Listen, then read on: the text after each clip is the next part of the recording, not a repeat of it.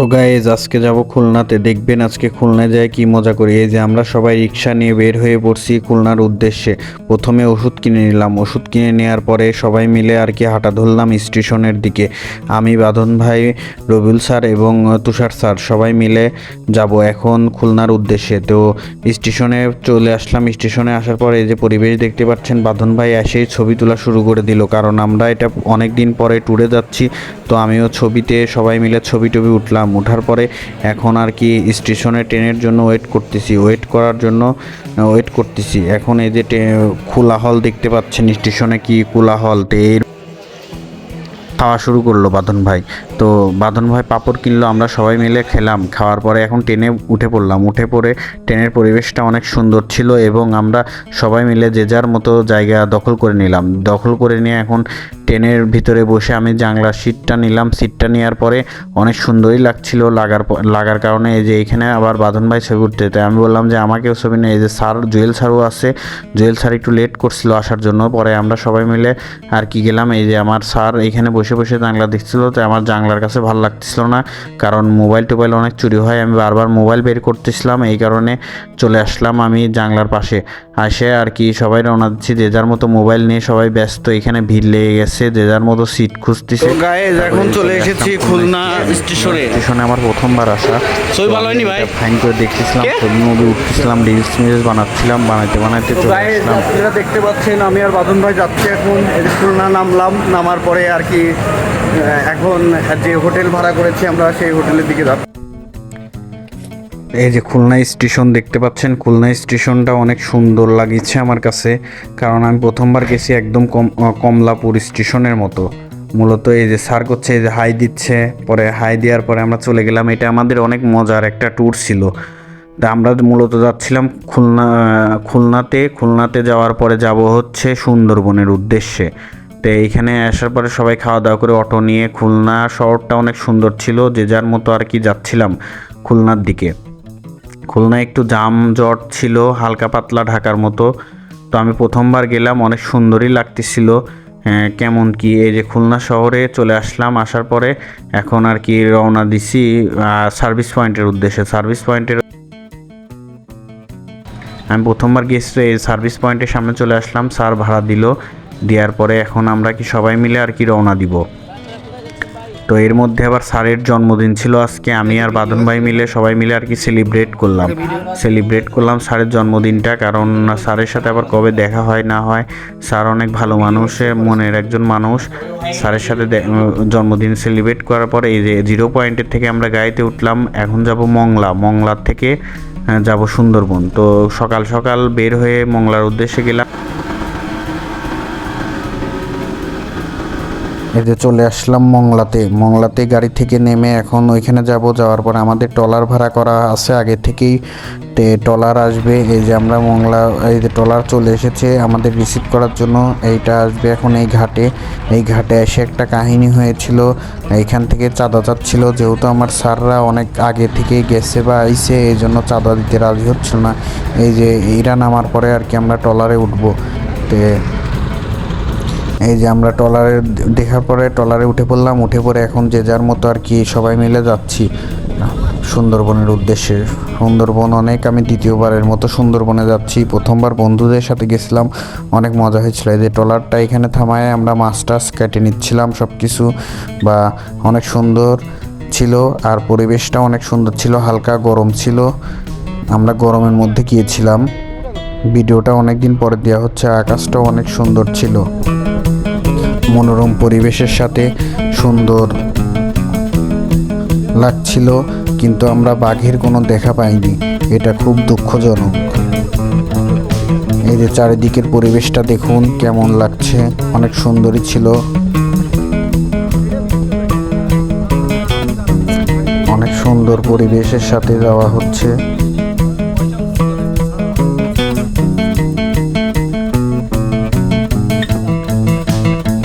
এই যে এখানে এসে আমরা এখন আর কি সুন্দরবনের যে ভাইয়ের পরিচিত মানে একজন ছিল, ওনার বাসার দিকে যাব।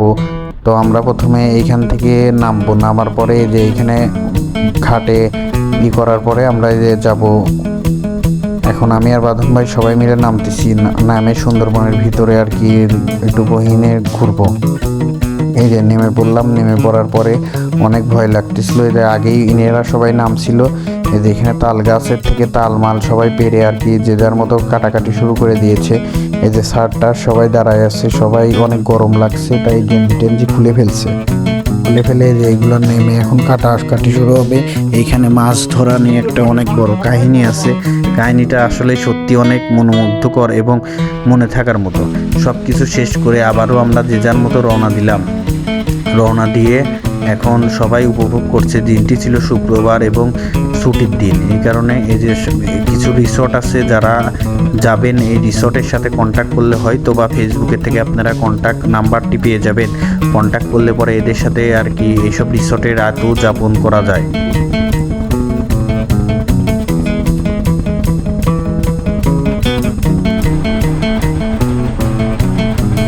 এই যে আমি আবার নিচতলাতে চলে এসেছি। নিচতলায় এসে আবার এই পরিবেশটি দেখে আমার অনেক সুন্দরই লাগছিল। তো এর মধ্যে আমাদের অনেক খিদে লেগে গেছে, তো আমরা খাওয়া দাওয়া করব, একটু পরে লাঞ্চ করব সবাই মিলে একসাথে। হালকা হালকা বৃষ্টি শুরু হয়ে গেছিল। এই যে এখানে সবাই রান্না করছিল, এই মামাটা আর সবাই রান্না করছিল আর আমরা দুইজন রেস্ট করতেছিলাম। রেস্ট করার পরে এটা 2 তলা আর 3 তলার উপরে সবাই বসে ছিলাম যে যার মতো। এই যে এখন বাঘের খোঁজে আমার স্যাররা সবাই যাচ্ছিল, আমি ভয়ের ঠেলায় আর কি যেতে পারি নাই। তো অনেক সুন্দরই লাগছিল, যে যার মতো ছুরি কাঁচি সব কিছু নিয়ে আজকে বাঘের দেখা পাওয়া যাবে। এই যে আকাশ দাদাও গেছিল, সবাই গেছিলো। এদিকে এসে দেখি যাত্রী আমাদের সুন্দরবনের অভিযাত্রী। আমরা প্রায় উপকূল থেকে প্রায় 3 কিলো ভিতরে ঢুকেছিলাম।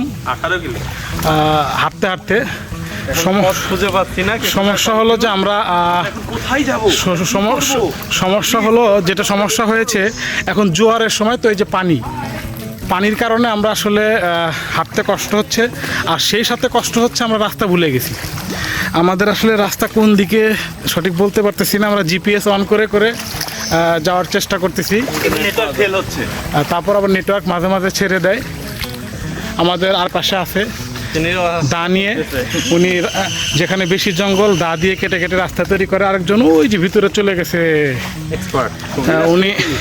উনি এখানকার লোকাল, যার কারণে ওনারা তো প্রবলেম হয় না। আমরা একটু ভীতু, বিশেষ করে আমাদের তুষার, সে তো কেঁদে দিয়েছিল কিছুক্ষণ আগে। লগের মধ্যে মেরে দিলেন, এরকম একটা ভিতর নেগেটিভ ভাবতে হয়। কি রান্না হয়েছে, চিংড়ি মাছ, শশা মাছ, অনেক খাবার অনেক ছিল এবং অনেক বেঁচেও গেছিল, আমরা রেখে চলে এসেছিলাম। এই যে পরে আমাদের বোটে একটু সমস্যা হওয়ার কারণে আর একটা বোট টেনে নিয়ে চলে যাচ্ছিল। টেনে এখন মংলার উদ্দেশ্যে যাব। বিকেল হয়ে গেছিলো, আমরা সারাদিন অ্যাক্টিভিটি করেছি, সারাদিন অনেক ভালো লাগেছে। এবং আমি ভয়েসটি ঠিক মতো দিতে না পারার কারণ হচ্ছে আমার ভিডিওটি একটু তাড়াতাড়ি বানাতে হচ্ছে। এই কারণে ভিডিওটা বানানোর অনেক সময় পেয়েছিলাম, আসলে চাকরি বাকরি করে এসে আর ফেসবুকে ওইভাবে সময় দেওয়া হয় না, যার কারণে আর কি ভিডিওটি এইভাবে করতে হচ্ছে। এটা কিছু আর করার নাই। তো এখন বোট নিয়ে আমরা চলে যাব। এই যে সন্ধ্যা লেগে গেছে অলরেডি। এই যে আমরা এখন মোংলা পোর্টের উদ্দেশ্যে যাচ্ছি, সবাই ওয়েট করতেছে, এখন বাড়ি ফেরার পালা। হালকা হালকা বৃষ্টি পড়তেছে, কিন্তু ক্যামেরায় হয়তো বা ধরা পড়ছে না। আর সবার সাথে এত মজা করেছি যা বলার মতো না। অনেক দিন পরে সবাই একসাথে অনেক মজা করেছি। এই যে চলে এসেছে এখন, আসার পরে এই যে এই ঘাটটা পার হতে হবে। এই ঘাটটার কথাটা আমার ঠিক মনে নাই, তবে কেউ যদি জেনে থাকেন অবশ্যই কমেন্ট করবেন কি ঘাটের নাম ছিল। এটা সম্ভবত রূপসা ঘাট। আর এই স্টেশনে চলে এসেছি, এখন যে যার মতো আবার যশোরে চলে আসবো, কারণ কালকে আবার অফিস আছে।